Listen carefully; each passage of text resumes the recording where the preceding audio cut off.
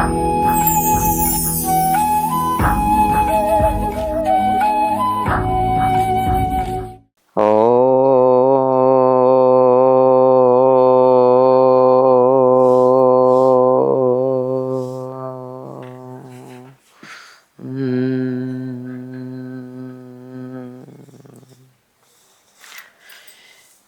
గురుభ్యో నమః. శ్రీ మహాగణాధిపతయే నమః. శ్రీమాత్రే నమః.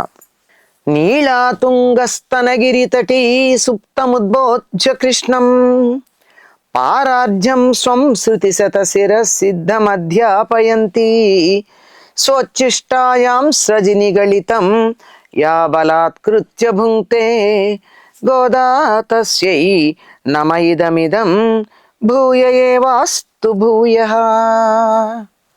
శ్రీ భూనీల సమేత గోదారంగనాథ స్వామినే నమః. కర్కటే పూర్వ ఫల్గుణ్యాం తులసీకాననోద్భవాం పాండ్యే విశ్వంభరాం గోదాం వందే శ్రీరంగనాయకీం. గోదాదేవి వ్రతం చేద్దాం రమ్మని చెల్లులందరినీ పిలిచి వ్రత నియమాలు చెప్పడం అయిన తరువాత వ్రత ఫలితాన్ని కూడా చెప్పింది. తాము చేసే వ్రతం యొక్క ఫలితం వల్ల ఏం లభ్యమవుతుందో, మరి ఆ ఫలితం లభ్యం కావాలంటే ఇచ్చేవాడిని మరొక్కసారి అడగాలి కదా. అది ఈ 4వ పాసురంలో మనకు కనపడుతూ ఉంది. ఆళిమళై కన్నా ఒండ్రు నీ కై కరవేలి ఆళియుள் ఒక్కుముగన్రు కొడార్తే ஊழி முதல்வனுருவம் போல்மெய் கழுத்து பாளியந்தோளுடை பற்பனாபன் கையில் ஆளி போல் மின்னிவலம்புரி போல் நின்றதிருந்து தாளாதே சார்கமுதைத்த சரமலை போல் வாழ உலகினில் பெய்திடாய் நாங்குளம் மார்கழி நீராட మగిళ్ందేలోరెంబావాయ్. ఆళిమళై కన్నా అని సంబోధన చేస్తూ ఉంది. అన్నింటినీ నిర్వహించేటటువంటి వాడా, గంభీర స్వభావుడైనటువంటి వాడా, వర్ష నిర్వాహుడైనటువంటి వాడా, ఓ పర్జన్యదేవా, ఓ పర్జన్యుడా. అంటే వానలు కురిసేది ఆయన వల్లే కదండి. నువ్వు దాతృత్వంలో ఔదార్యాన్ని ఏమాత్రం సంకోచింప చేయవద్దు. దాతృత్వం అంటే ఏదైనా ఇచ్చేటప్పుడు అబ్బా కొంచెం ఇద్దాము అని తప్పుకోవడం కానీ, దాచిపెట్టడం కానీ, రేపటికి మిగిల్చుకోవడం కానీ, ఇంత ఎందుకు ఇవ్వాలే అని కాస్త పక్కకు పెట్టడం కానీ చేయకూడదు. ఇచ్చేటటువంటి దాన్ని పరిపూర్ణంగా ఇచ్చేయాలి. ఇచ్చేటప్పుడు ఎంత ఇస్తున్నామో అన్న దాని గురించి కూడా ఆలోచన చేయకుండా ఇవ్వవలసినంత ఇచ్చేయడమే, ఇస్తూ వెళ్ళిపోవడమే ఔదార్యం. ఔదార్యంలో ఏమాత్రం కూడా కొద్దిగా తగ్గడానికి వీల్లేదు. నువ్వు దానం చేసేటప్పుడు ఔదార్యంలో కొద్దిగా కూడా తగ్గద్దు. మరి నువ్వు అలా దానం చేయాలంటే నీ దగ్గర ఉండాలి కదా. ఎవరిని ప్రార్థిస్తోంది ఈవిడ? పర్జన్యుణ్ణి, అంటే మేఘాలకు అధిపతి అయినటువంటి వాణ్ణి, మేఘాధినాథుణ్ణి. మేఘాలే కదా వానలు ఇచ్చేది. మరి నువ్వు నీళ్లు ఇన్ని ఇవ్వాలి అంటే, మాకింత వాన ఎక్కువగా పడాలి అంటే నీ దగ్గర నీళ్లు ఉండాలి కదా. అది కూడా చెప్తున్నాను. ఎక్కడి నుంచి తేవాలి నీళ్లు, ఏ విధంగా మాకు ఇవ్వాలి అనే అంశాలు కూడా చెప్తున్నాను.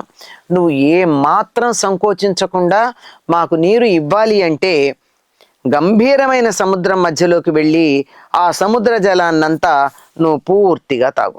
మనకి శరత్కాలంలో చూచినట్టయితే మేఘాలు తెల్లగా ఉంటాయి. తెల్లని మేఘాల్లో నుంచి వాన పడదని అందరికీ తెలుసు. మేఘం నల్లగా ఉన్నప్పుడు మాత్రమే బాగా వాన పడుతుంది.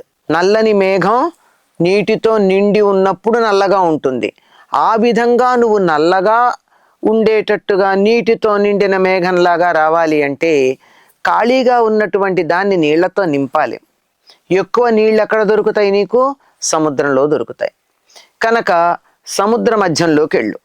అది చాలా లోతైంది సముద్రం. నువ్వు ఎన్ని నీళ్లు తాగినా అక్కడి నుంచి నీటికేమీ కొరత లేదు. సముద్రంలో కొద్దిగా కూడా నీరు తగ్గిపోయినట్టుగా కనపడదు, మనకి పూర్తిగా నీటితో నిండి ఉన్నట్టుగానే కనపడుతుంది. ఎన్ని నీళ్లు తాగినా దాని అడుగు భాగం ఎక్కడుందో తెలియదు, చాలా లోతైంది.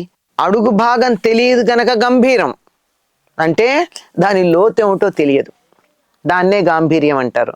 లోపల ఏముందో పైకి తెలియకుండా ఉండటం గాంభీర్యం. సముద్రం గంభీరమైంది, దాని లోపల ఏమున్నాయో తెలియదు, ఎంత లోతు ఉందో తెలియదు, ఇవే వివరాలు తెలియవు. కానీ ఎప్పుడూ నిండుగా నీటితో సమృద్ధిగా ఉంటుంది. అటువంటి సముద్రం మధ్య భాగంలోకి వెళ్ళి బాగా నీళ్లు తాగు. అంచుల్లో తక్కువ ఉంటాయి. చెలియలి కట్ట దగ్గరికి వచ్చేటప్పటికి సముద్రపు ఒడ్డు దగ్గరికి వస్తే నీళ్లు కొంచెం తక్కువే ఉంటాయి. కానీ సముద్రం మధ్యంలోకి వెడితే మాత్రం అపరిమితమైనటువంటి నీరు ఉంటుంది. కనుక ఆ నీటిని నువ్వు అక్కడికి వెళ్ళి కావలసినంత నీటిని గ్రహించిన తరువాత ఆకాశంలో బాగా వ్యాపించి గట్టిగా గర్జించు. అప్పుడు ఎలా ఉంటుంది అంటే, నువ్వు నల్లగా ఉండి ఆకాశమంతా వ్యాపిస్తే ఎట్లా కనపడతావు? మాకు సాక్షాత్తు విష్ణుమూర్తిలాగా కనపడతావు. విష్ణువు నల్లనివాడు, నువ్వు కూడా నల్లగా ఉంటావు. వర్షించేటప్పుడు అలాగే ఉంటాడు కదా, నీరు ఇచ్చేటటువంటి సందర్భంలో నల్లగానే కనపడతాడు కదా. అలా నల్లగా వ్యాపించి ఆకాశమంతా కనిపించు. అలా ఆయన ఎట్లాంటి వాడు? శ్రీమన్నారాయణుడు అంటే సర్వజగత్ కారణుడు, సమస్తమైనటువంటి జగత్తు పుట్టడానికి కారణమైనవాడు. అన్నింటిలో ఉన్న అంశాలని, సమస్తమైనటువంటి ఉపనిషత్తులు, వేదాలు, స్తోత్రాలు, పురాణాలు, వాటిలో ఉన్న అన్ని విశేషాలని గోదాదేవి తన పాసురాల్లో ఇమిడ్చి మనకు అందించింది. సర్వజగత్కారణుడు అంటే జగద్యోనిహి, ఇలాంటి మాట, జగద్బీజమైన, జగద్యోని ఈయనే, ఇలాంటి మాటలు మనం విష్ణు సహస్రనామంలో వింటూ ఉంటాం కదా. అటువంటి లక్షణాలన్నీ, అంటే ఇవన్నీ కాచి వడబోసి రంగరించి వంట పట్టించుకున్నటువంటిది గనక ఆవిడ మాటల్లో ఈ ఉపనిషత్తుల సారమంతా పరిమళంలాగా వినపడుతూ ఉంటుంది. అంత పాసురాలు ఒక్కటి చదివితేనే ఎందులో ఏ ఏ ఉపనిషత్తులు ఉన్నాయి, ఏ ఉపనిషత్తుల సారం వీటిల్లో మనకు కనపడుతోంది అన్నది స్పష్టంగా తెలుస్తూ ఉంటుంది. అలా జగత్కారణుడైనటువంటి, జగత్తంతా పుట్టడానికి కారణమైనటువంటి శ్రీమన్నారాయణుడిలాగా ఆకాశం అంతా వ్యాపించు. ఆయనకు కూడా, విష్ణువుకి ఆ పేరు రావడానికి కారణం ఏమిటి? వ్యాపనశీలత వల్ల కదా. విష్ అనేటటువంటి ధాతువుకి వ్యాపించుట అని అర్థం. విష్ణువు అంటే సర్వవ్యాపకుడు, ఇక్కడ ఉన్నాడు అక్కడ లేడు అని చెప్పడానికి వీల్లేదు. నువ్వు కూడా మా శ్రీమన్నారాయణుడిలాగా ఆకాశం అంతా వ్యాపించవయ్యా. ఆయనలాగా నల్లని శరీరంతో కనపడు. నారాయణుడు నల్లని వాడే. ఆ తర్వాత నువ్వు మీ అందమైనటువంటి బాహుయుగళంలో కుడి చేతిలో చక్రం, ఎడం చేతిలో శంఖం ఉంటాయి కదా, ఆ విధంగా చక్రంలాగా మెరిసిపో. విష్ణువు చేతిలో ఉండేటటువంటి సుదర్శన చక్రం నిరంతరం వెలుగులు చిమ్ముతూ కాంతిని విరజిమ్ముతూ ఉంటుంది. ఆ కాంతిలో వేడి కూడా ఉంటుంది. కనుక ఆ విధంగా నువ్వు బ్రహ్మాండమైనటువంటి కాంతి కలిగినటువంటి విష్ణువు చక్రంలాగా మెరిసిపో. అంటే మేఘంలోంచి మెరుపొస్తే అది విష్ణు చక్రంలాగా, సుదర్శనంలాగా ఉండాలి. తర్వాత విష్ణుమూర్తి యొక్క ఎడం చేతిలో శంఖం ఉంటుంది. మరి నీకు ఆయనతో పోలిక చెప్పాలి అంటే శంఖం కూడా నీ దగ్గర ఉండాలి కదా. శంఖం యొక్క లక్షణం ఏమిటి? గట్టిగా ధ్వని చేయడం. ఆ ధ్వని కూడా క్షేమకరంగా ఉండడం, శుభప్రదంగా ఉండడం, పవిత్రంగా ఉండడం. శంఖంలోంచి వచ్చే ధ్వనికి ఉండే లక్షణాలు ఇవి. మరి అటువంటి ధ్వని నువ్వు ఎలా చేస్తావు?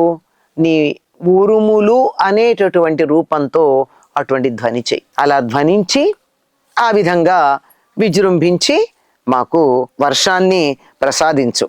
విష్ణువు యొక్క చేతిలో శార్ంగం ఉంటుంది. శార్ంగం ఆయన చేతిలో ఉండేటటువంటి ధనుస్సు పేరు. శార్ంగం నుండి వెలువడేటటువంటి బాణాల వర్షమా అన్నట్టు లోకమంతా సుఖపడేట్టుగా మేము సంతోషంగా మార్గశీర్ష మాసంలో స్నానం చేసేట్టుగా నీవు వర్షాన్ని కురిపించు. అంటే మేఘం నుంచి వచ్చేటటువంటి వాన చినుకులు ఒక్కొక్కటి విష్ణువు యొక్క వింటి నుండి వెలువడి వేగంగా నేల మీద పడుతూ ఉన్నటువంటి బాణాలలాగా ఉండాలి. అంటే విష్ణువు యొక్క అనుగ్రహమే నేల మీదకి బాణ స్వరూపంగా వచ్చింది. బాణమే వాన, ఆయనది బాణం మన దగ్గరకు వచ్చేప్పటికి బాణ. విష్ణువు యొక్క చేతిలో ఉన్న వింటి నుండి వెలువడి వచ్చేటటువంటి బాణాల సముదాయంలాగా బాణధారలు భూమి మీద పడుతూ ఉంటాయి. అలా పడితే లోకమంతా కూడా సుఖపడుతుంది. లోకం సుఖం అలా ఉండని మేం కూడా సంతోషంగా మార్గశీర్ష స్నానం చేస్తాం. మేం స్నానం చేస్తే కదా నిన్ను కీర్తించాలి, నిన్ను కీర్తిస్తే కదా నువ్వు సంతోషించి వర్షం కురిపిస్తావు.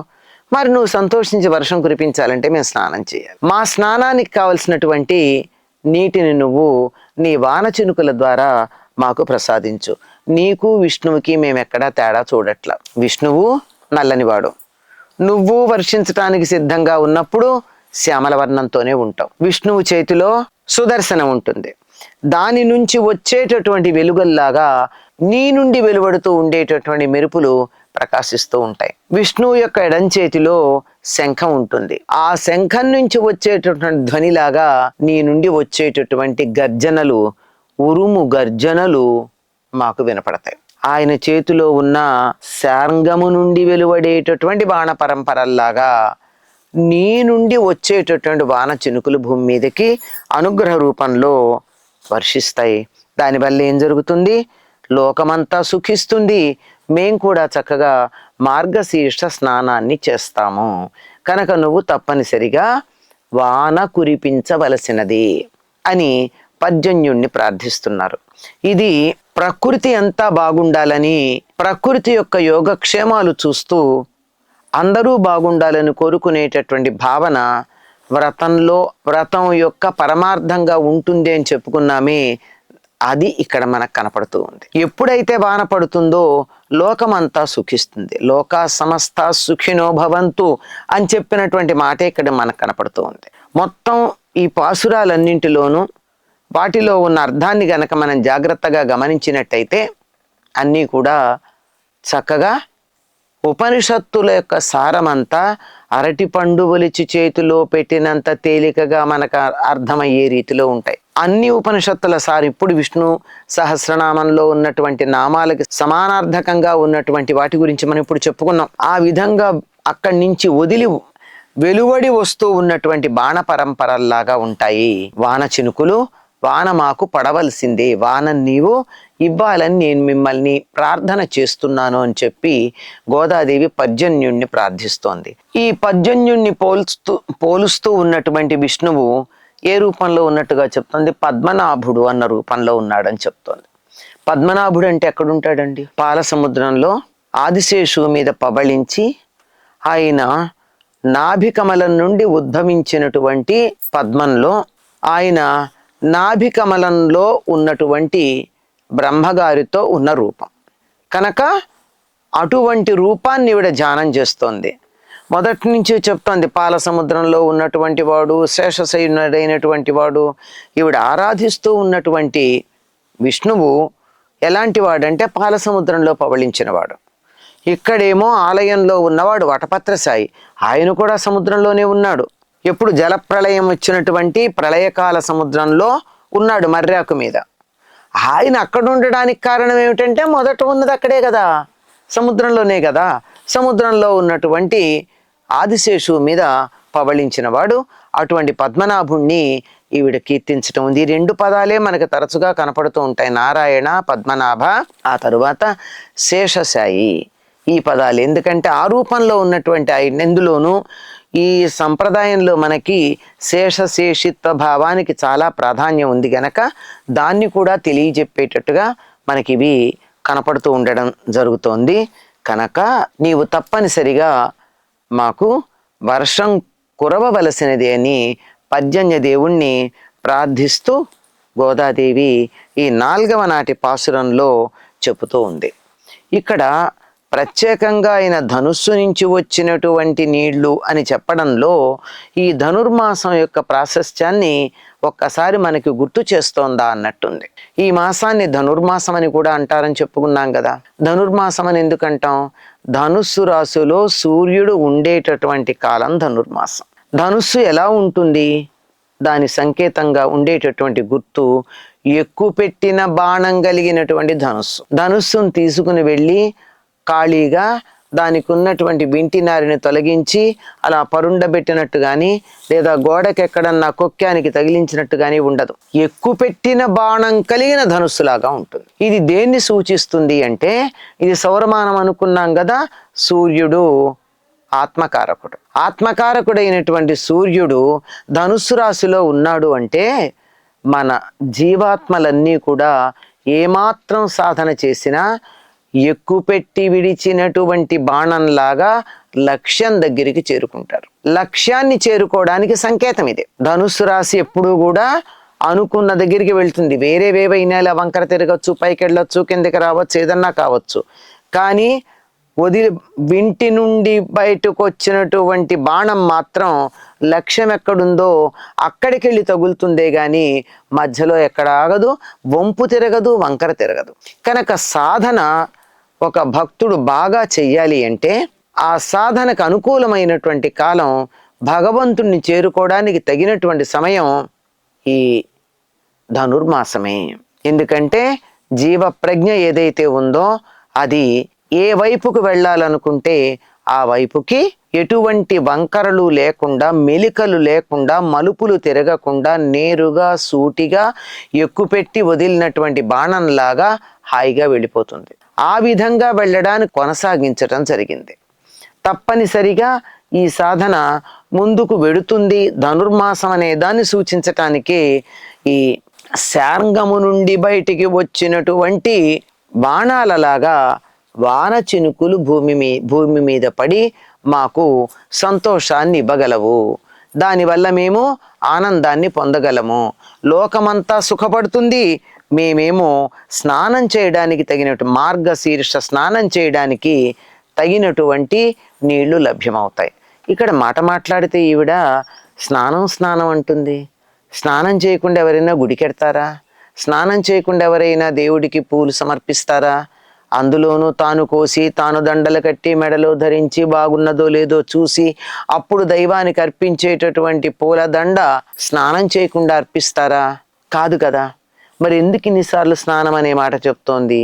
ఇంతకుముందు మనం అనుకున్నట్టు శరీరానికి ఉన్నటువంటి మాలిన్యాలు పోయేటటువంటి స్నానమే కాకుండా, మనస్సుకు అంటినటువంటి పాపాలు పోయేటటువంటి అఘమర్షణ స్నానం మాత్రమే కాకుండా, అజ్ఞానం, అవిద్య మొదలైనవి పోవడానికి తగినటువంటి జ్ఞాన స్నానం. అజ్ఞానం పోయి జ్ఞానం రావాలి. అటువంటి జ్ఞానప్రదాయకమైనటువంటి స్నానం తప్పనిసరిగా చేయాలి. ఆ స్నానం చేస్తేనే మనకి స్నాన ఫలితం లభ్యమవుతుంది. ఏమిటి జ్ఞాన స్నానం అంటే? జ్ఞానం అంటే ఏది తప్పనిసరిగా తెలుసుకోవాలో అది జ్ఞానం. అదే భగవంతుడికి సంబంధించినటువంటి జ్ఞానం. మిగిలినటువంటిదంతా కూడా విజ్ఞానం, ఇంకా మాట్లాడితే పరిజ్ఞానం, అంతేగాని జ్ఞానం కాదు. విజ్ఞానం అంటే అనేకమైనటువంటి శాస్త్రాలకు సంబంధించిన విశేషాలని తెలుసుకోవడం విజ్ఞానం. దానికి సంబంధించిన విస్తరణలు తెలుసుకోవడం పరిజ్ఞానం. జ్ఞానం అంటే ఏది తెలుసుకోవాలో అది మాత్రమే జ్ఞానం. అది భగవంతుణ్ణి తెలుసుకోవడం మాత్రమే. భగవంతుణ్ణి తెలుసుకునే మార్గం ఏమిటి అంటే స్నానమే. ఏ స్నానం అంటే ఏది పనికిరాందో దాన్ని తొలగించేది. ఇది దైవం కాదు, ఇది దైవం దగ్గరికి చేర్చేటటువంటిది కాదు, మన లక్ష్యానికి వెళ్ళడానికి అడ్డుపడుతుంది అని ప్రతి దాన్ని తొలగించుకుంటూ వెళ్ళేటటువంటిది జ్ఞానస్నానం. దీన్నే ఆ వేదాంత పరిభాషలో నేతి వాదం అంటారు. నేతి అంటే నా ఇతి, ఇది కాదు, ఇది కాదు పరమాత్ముడు. ఇదేది కానివాడు పరమాత్ముడు. ఇది కాడా అంటే ఇందులో కూడా ఉన్నాడు కానీ ఇది మాత్రమే కాదని తెలియచెప్పేటటువంటిది. అటువంటి జ్ఞానం పొందడానికి కావలసింది అజ్ఞానం అనే పొరలు తొలగించేటటువంటి స్నానం. ఇదే మనకి భగవంతుడి యొక్క లక్షణాలు చెబుతూ ఆయన ఏది కాడో ఎక్కువ చెప్తారు, ఏదవునో తెలుసుకోవడం కన్నా. ఆయన రూపరహితుడు, గుణరహితుడు, తర్వాత నామరూపాలకు అతీతంగా ఉంటాడు, అప్రతర్క్యుడు, అమేయుడు, ఇలా ఇది కాదు ఇది కాదు ఇది కాదు ఇది కాదు, నిరాధారుడు, నిరాకారుడు, నిరంజనుడు అంటూ కాదు కాదు కాదని చెప్తూ మనం ఏదని అనుకుంటున్నామో భగవత్ స్వరూపం దానికి అతీతంగా ఉంటుంది. అది కాదు దానికన్నా పైన ఉంటుంది, అది కాదు దానికన్నా పైన ఉంటుంది అని చెప్పేటటువంటిది ఏదైతే ఉందో అది భగవతత్వాన్ని తెలుసుకునేటటువంటి అజ్ఞానపు పొరలను తొలగించుకుంటూ వెళ్ళేటటువంటి జ్ఞానస్నానం. అటువంటి జ్ఞాన స్నానం చేద్దాము రండి అని చెలులందరినీ పిలుస్తూ ఉంది. అలా జ్ఞాన స్నానం గనక వీళ్ళు చేసినట్టయితే తప్పనిసరిగా భగవంతుణ్ణి చేరుకోవడానికి వీలవుతుంది. వీరు చేసేటటువంటి స్నానానికి ఈవిడ ఇంకో పేరు ఏం పెట్టుకుంది? మార్గశీర్ష స్నానం అంది. మార్గశీర్షం ఎవరు? మాసానాం మార్గశీర్షోహం అని చెప్పాడు కదా ఆయన. మాసాలలో నేనే మార్గశీర్షాన్ని. అంటే మార్గశీర్ష స్నానం చేయడం అంటే భగవంతుడితో, ఆయన భగవంతుడు అనే వర్షంలో తడిసిపోతూ అంతకుముందు భగవంతుడు కానిది ఏదైతే ఉందో అదంతా తొలగించుకుంటూ వెళ్ళేటటువంటి పద్ధతి. ఆ విషయాన్ని తెలియచెప్తూ అందరూ జగత్తంతా పుట్టడానికి కారణభూతుడైనటువంటి నారాయణుడి యొక్క దివ్య విగ్రహంలాగా ఉన్నటువంటి మేఘాన్ని ప్రార్థిస్తున్నారు. ఇక్కడ నారాయణుడి దివ్య విగ్రహంతో పోల్చటంలో విశేషం ఏమిటంటే దేన్ని చూసినా వీళ్ళకి నారాయణుడితోనే పోలి. మేఘాన్ని చూసినా నారాయణులాగే ఉన్నాడు, ఇంకా దేన్ని చూసినా భగవంతుడిలాగే ఉన్నాడు. అంతట్లోనూ భగవంతుడిని చూసేటటువంటి స్థితికి వీరు ఎదిగారు అన్న సంగతి ఈ పోలికల్లో మనకి అర్థమవుతూ ఉంది. ఎక్కడ చెప్పినా ఏదో ఒక ఇతివృత్తాన్ని చెప్పకుండా ఉండలేదు, దేన్ని చెప్పినా భగవంతుడితో నారాయణుడితో పోల్చకుండా ఉండలేదు. ఏది చూసినా సర్వం విష్ణుమయం జగత్ అనే సంగతిని ఈవిడ ఇక్కడ అనుభూతి చెందింది. ఈ తర్వాత వచ్చేటటువంటిది వాసుదేవోపాసనగా మనకి తర్వాత పాసురాల్లో అర్థమవుతుంది. ఇంతవరకు ఉన్నది విష్ణు ఉపాసన. ఈ పైన ఉండేటటువంటిదంతా మనకి అనేకమైనటువంటి అంశాలు ఒక్కొక్కటి ఆవిడ పాసురాల్లో సమస్తమైనటువంటి వేద శాస్త్ర ఉపనిషత్ అంశాలన్నీ ఒక్కొక్కటి ఆవిడ పాసురాల్లో దర్శనమిస్తూ ఉంటాయి.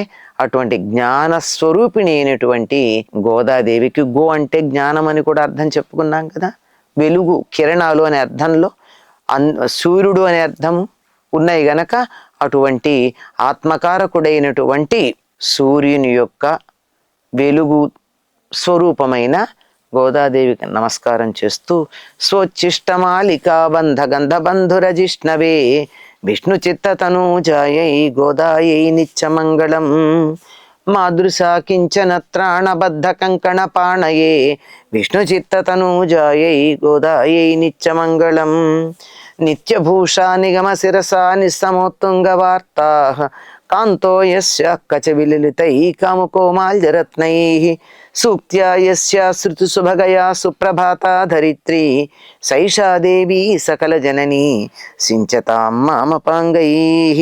స్వస్తి.